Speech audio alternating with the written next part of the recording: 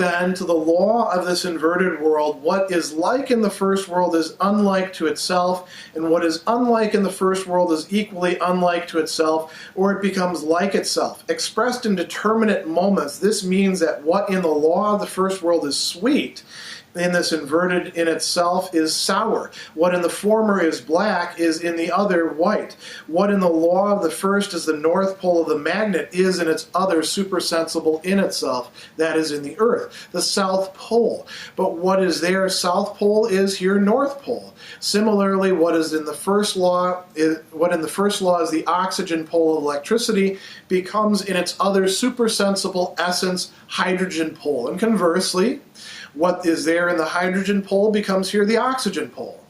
In another sphere, revenge on an enemy is, according to the immediate law, the supreme satisfaction of the injured individuality. This law, however, which bids me confront him as himself, a person who does not treat me as such, and in fact bids me to destroy him as an individuality, this law is turned round by the principle of the other world into its opposite. The reinstatement of myself as a person through the destruction of the alien individuality is turned into self-destruction. If now this inversion, which finds expression in the punishment of crime, is made into a law, it too, again, is only the law of one world which is confronted by an inverted supersensible world, where what is despised in the former is honored, and what in the former is honored meets with contempt. The punishment which, under the law of the first world, disgraces and destroys a man is transformed in its inverted world into the pardon which preserves his essential being and brings him to honor.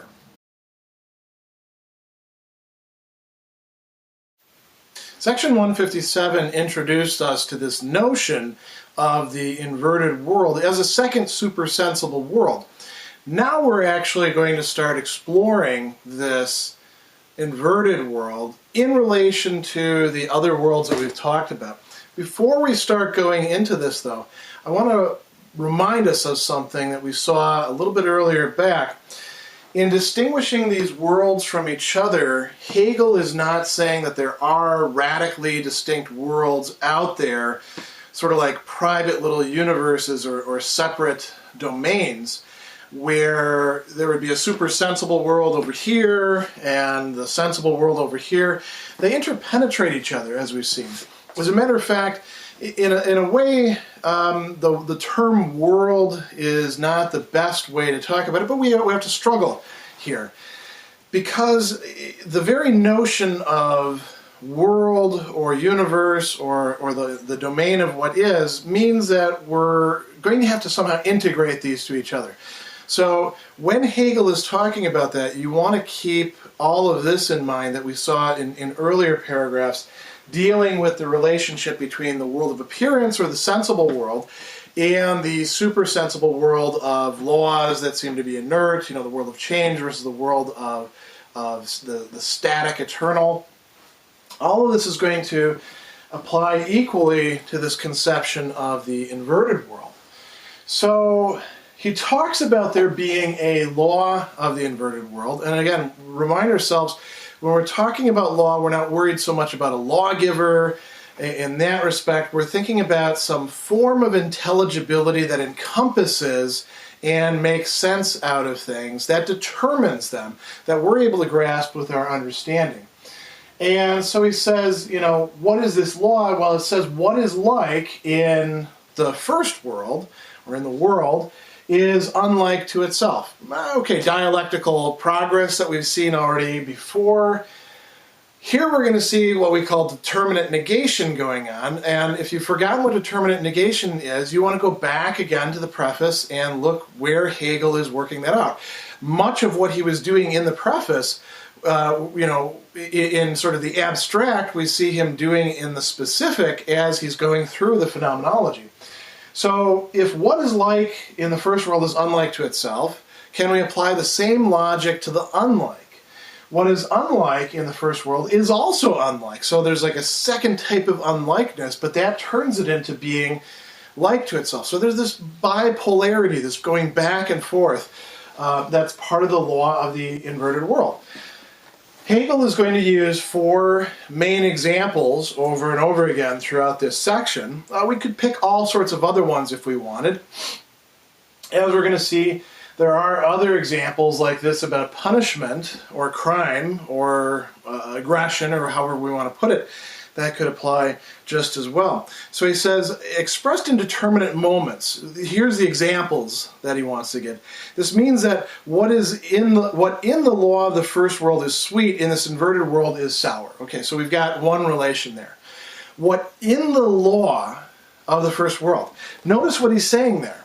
He's not saying what is in the first world sweet is simply by virtue of this law sour. So the law of the inverted world isn't like a machine where you just, put stuff in and crank it and, whatever you put in comes out its opposite. It's not like kids saying, okay, now it's opposite day, but it's not opposite day. It's not a decision procedure. It's not an algorithm. We're talking about laws here, so we're talking about, you might say, systems. Systems in which things are connected with each other. So what is sweet, being sweet is a whole bunch of relations, right? It's not just an immediate boom, there it is in your mouth or in your taste buds. There's a lot of stuff going on there. What in that system is sweet is, in the inverted world, also sour. Does that mean that it's no longer sweet? Well, we're going to see as we go on further with this. What is black, he says? Here we go. What in the former is black is in the other white. Again, what is black in a law is white in another law.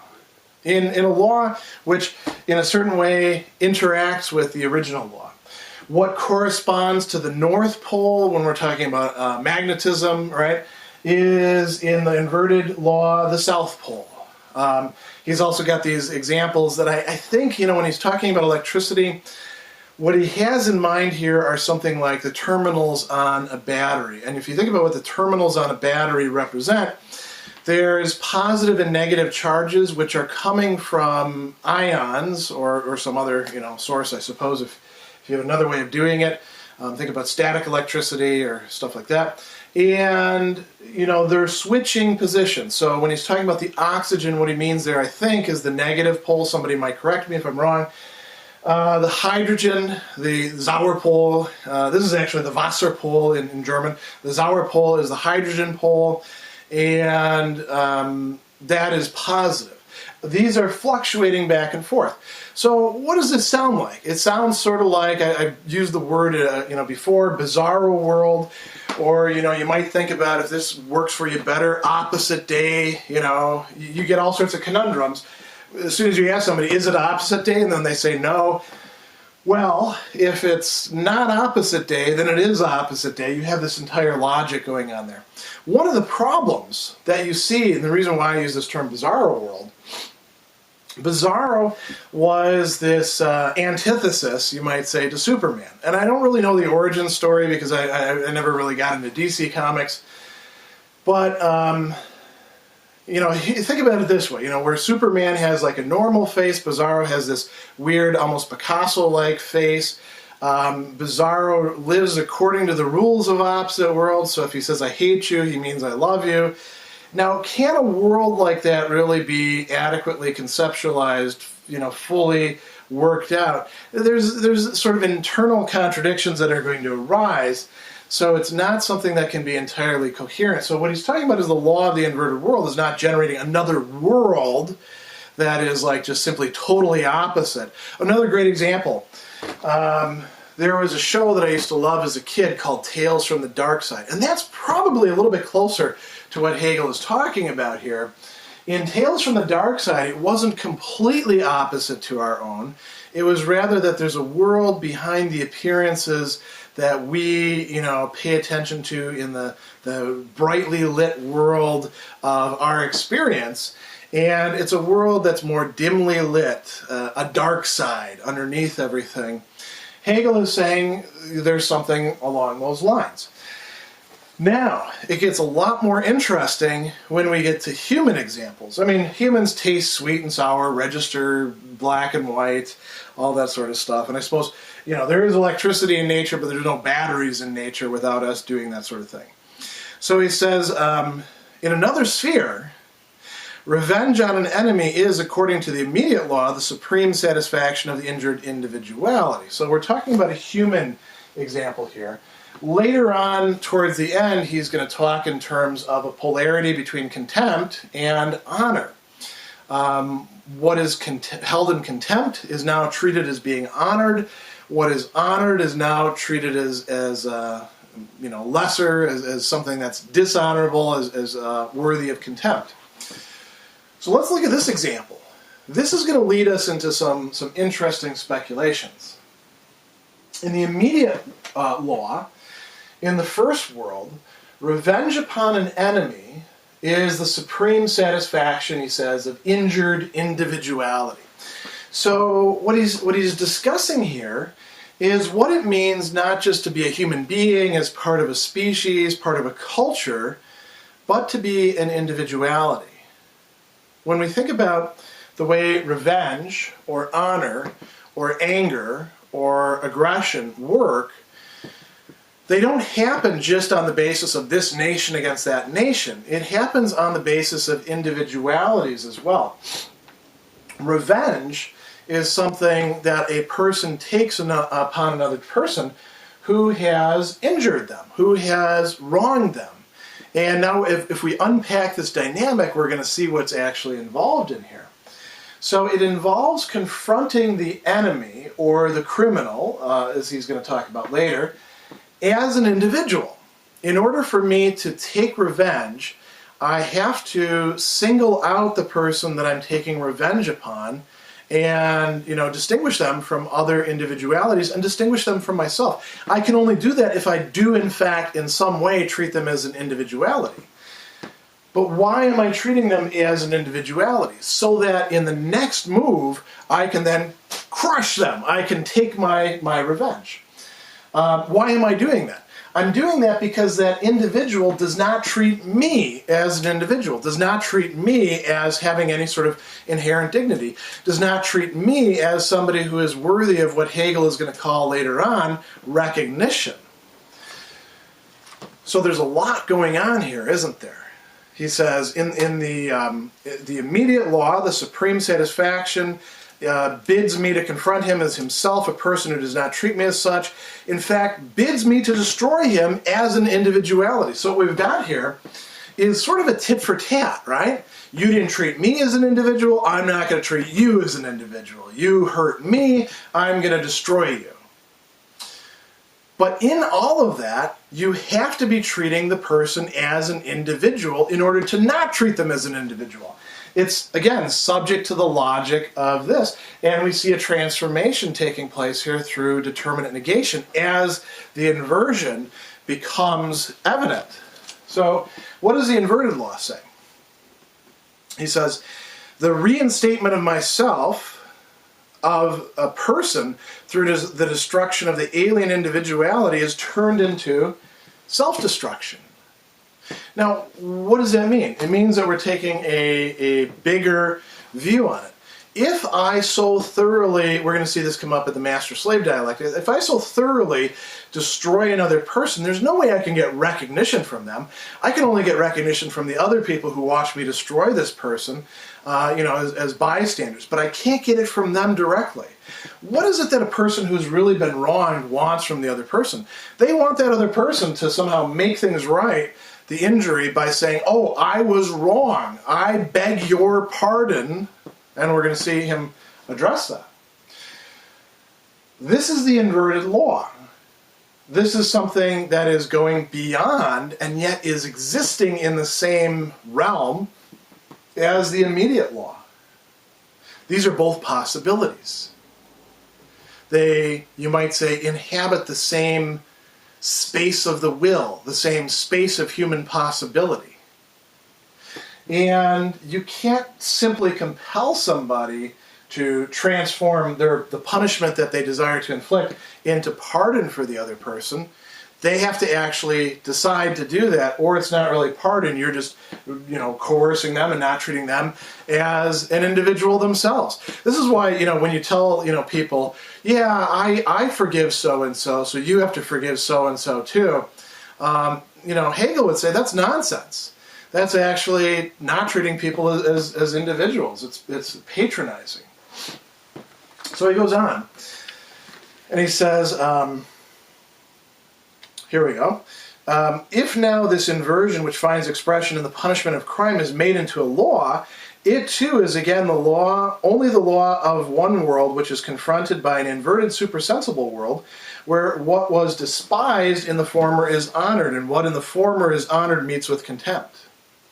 There's an inversion that goes on. Why? Because within the very immediate law, because of the Hegelian dialectic, there is this capacity for self-othering, for casting something else outside of itself that says, wait a second, there's more to the picture than originally met the eye. Let me tell you about pardoning, or let me tell you about the play of individuality. So when you take a position in something very concrete like this, you are taking it as if it is the be-all and end-all, and then you find out there's more to the story. That's what Hegel's talking about here. So he says, the punishment which under the law of the first world disgraces and destroys a man. That's the purpose of punishment in the first world, to wipe out the crime, to set things right, is transformed into the pardon which preserves his essential being and brings him to honor. So we have a very interesting development taking place here, which is going to receive further discussion in the other paragraphs. Looked at superficially, this inverted world is the opposite of the first in the sense that it has the latter outside of it and repels that world from itself as an inverted actual world. That the one is appearance, but the other, the in itself, that the one is the world as it is for an other, whereas the other is the world as it is for itself. So that to use the previous examples, what tastes sweet is really or inwardly in the thing sour, or what is North Pole in the actual magnet in the world of appearance would be South Pole in the inner or essential being. What presents itself as oxygen pole in the phenomenon of electricity would be hydrogen pole in the unmanifested electricity. Or an action which in the world of appearance is a crime would in the inner world be capable of being really good. A bad action may be well-intentioned. Punishment is punishment only in the world of appearance. In itself, or in another world, it may be a benefit for the criminal. But such antitheses of inner and outer, of appearance and the supersensible, as of two different kinds of actuality, we no longer find here. The repelled differences are not shared afresh between two substances, such as would support them and lend them a separate subsistence. This would result in the understanding withdrawing from the inner world and relapsing into its previous position. The one side or substance would be the world of perception again, in which one of the two laws would be operative, and confronting it would be an inner world, just such a sense world as the first, but in the imagination. It could not be exhibited as a sense world, could not be seen, heard, or tasted, and yet it would be thought of as such a sense world. But in fact, if the one posited world is a perceived world and it's in itself, as its inversion is equally thought of as sensuous, then sourness which would be the in itself of the sweet thing is actually a thing just as much as the latter. That is, a sour thing. Black, which would be the in itself of white, is an actual black. The North Pole, which is the in itself of the South Pole, is the North Pole actually present in the same magnet. The oxygen pole, which is the in itself of the hydrogen pole, is actually present in the same voltaic pile. The actual crime, however, has its inversion and its in itself as possibility, in the intention as such, but not in a good intention. For the truth of intention is only the act itself, but the crime as regards its content has its reflection into self or its inversion in the actual punishment.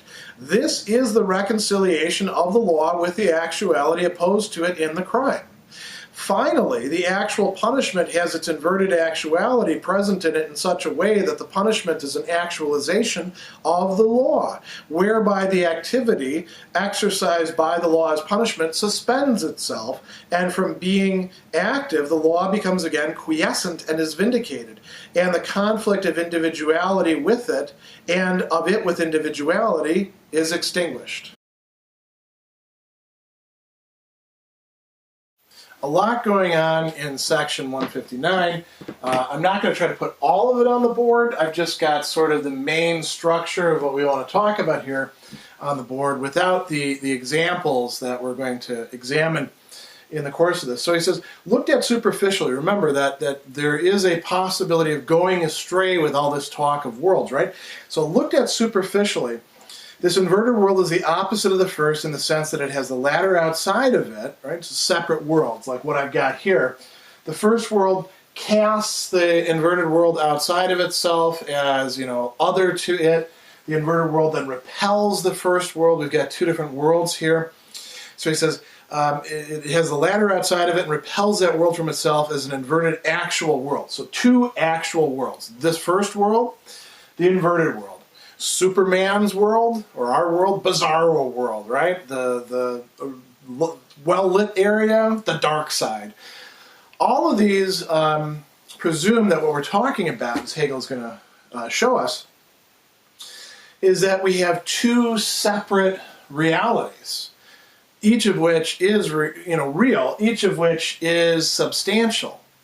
That's not going to be the case, as we pointed out. So he goes on and he says, this one is appearance, that one as the in itself. We've already been there, right? The supersensuous world as opposed to the world of appearance.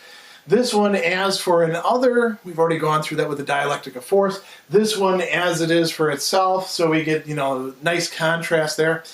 If we stuck with that, we would have something like, Kantianism, or perhaps a Humean viewpoint on things, or who knows, what sort of metaphysics. Hegel isn't going to have that sort of view. But let's go through the examples. So he says, to use the previous examples, what tastes sweet in the first world is really, or inwardly in the thing, sour. So sweetness wouldn't really be sweetness, it would really be sourness, and sourness correspondingly would be sweetness, right? Because this is the in itself, this is just the world of appearance. What is North Pole in the actual magnet in the world of appearance would be South Pole in the inner or essential being, and we can go on and on. The oxygen pole, the hydrogen pole, and then we get to this. Or an action which in the world of appearance is a crime. So an action against a person, an action that violates a moral law, would in the inner world be capable of being really good.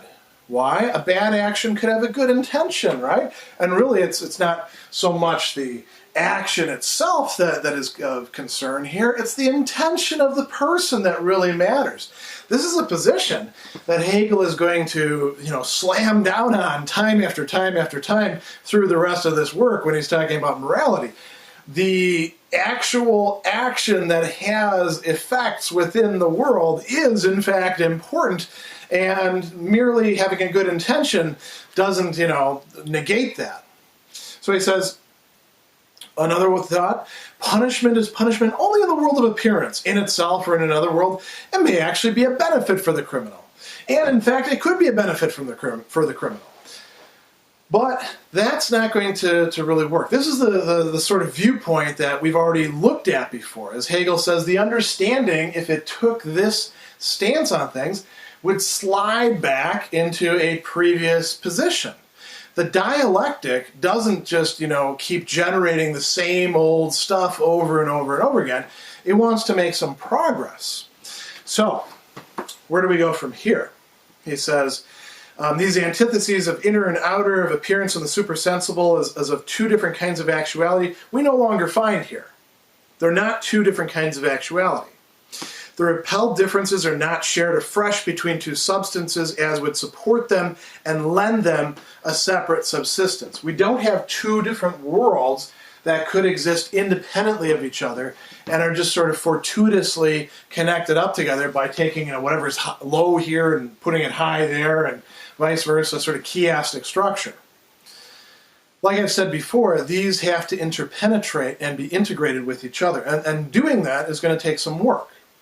So he says these, the one side or substance would be the world of perception, again, in which one of the two laws would be operative. Confronting it would be an inner world, just such a sense world as the first, but in the imagination.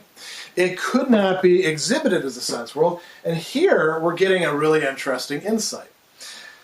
This is something I want to dwell on a little bit, because what we're doing here is foreshadowing something that's very important. The term that's being translated in the Miller translation as imagination, Vorstellung, is also one that's going to be used for representation. Another term that gets used sometimes is picture thinking. Hegel will contrast this against the Begriff, or begriffliche Denken, conceptual thinking, notional thinking. When we're relying upon the mere fact that we can, in fact, come up with an articulation for something, that doesn't mean that that is actual or that is true. We can often be misled. Here's a great example. Wooden iron. This is one of Heidegger's famous examples. Or square circle. That's something that you can come up with a linguistic expression for, and it can't really exist. If you think it out, it doesn't really work, does it? But that's where understanding, or going beyond that, reason is something different than just mere imagination. We can imagine an inverted world, but we can't really follow it all the way through. You remember I said bizarro world, if you completely think it through, or the opposite, day game, if you completely think it through, it starts to collapse in on itself. That's what Hegel is getting at here. So he says, the imagination, it could not be exhibited as a sense world, could not be seen, heard, or tasted, yet it would be thought of as such a sense world. But if, in fact, if the one posited world is a perceived world, and it's in itself is equally thought of sensuous, then sourness, which would be the in itself of the sweet thing, is actually just a thing as much as the latter, a sour thing, right? We have a whole range of things. It wouldn't be the same thing, which is both sweet and sour. It would be there's a sweet thing here that corresponds to a sour thing over here. Sour thing, which, by the way, we can't taste because it's in itself, the world beyond appearances, right? That's not going to work. This whole picture that we've got drawn here cannot be the case. Why is Hegel telling us about this? Because he wants us to see that this cannot be the case so that we can move beyond that. So he goes on and he says, if we think about crime in this example, it would have its inversion and its in itself as possibility. So crime, interestingly enough, shows us that this isn't going to quite work. There's no being over here in the world of the in itself that can correspond to the being over here, or the event over here, in the world of appearance. Why not? Well, we have the act of crime. We have the actuality of one individuality acting against or negating another individuality. And then over here, we have what? The possibility, which is intention. Not intention as a good intention, he says, but intention as such. The truth of intention is only the act itself, which is over here, right? So we have intention. No, we have act over here. Intention refers to the act. This cannot be a substance. The intention can be in a substance, so can the act. But it has to be the same substance. Or, we have to, say we're acting upon a substance or something along those lines. So he says the crime, as regards its in itself as possibility, is, this intention. The crime, as regards its content, has its reflection into self, or its inversion, in the actual punishment. Where does the actual punishment happen? Not over here. Over here. As another act by the person who, or somebody standing in place for the person, like the government does when they punish, who is inflicting something upon that person, the world of appearances, right? We don't take away people's intentions, we take away their capacity to actually act. We throw them in prison, or we impose some sort of penalty upon them. So he says, this is the reconciliation of the law with the actuality opposed to it in the crime. Finally, the actual punishment has its inverted actuality present in it in such a way that the punishment is an actualization of the law. Here's where he's getting to something really interesting. If we consider punishment, and Hegel could have picked all sorts of other examples of human activities like trading or love or stuff like that, things that he will talk about later on, but he's talking about punishment here. When punishment actually occurs, it ends up negating itself, because what it does by setting things right is undoes the wrongness. In a certain way, it's determinate negation, right? Wrongness takes place, you're going to inflict some sort of evil upon some person, and then it's transmuted somehow. You negate the negation, and you get a positivity of reconciliation, of retribution, of justice, however we want to put it.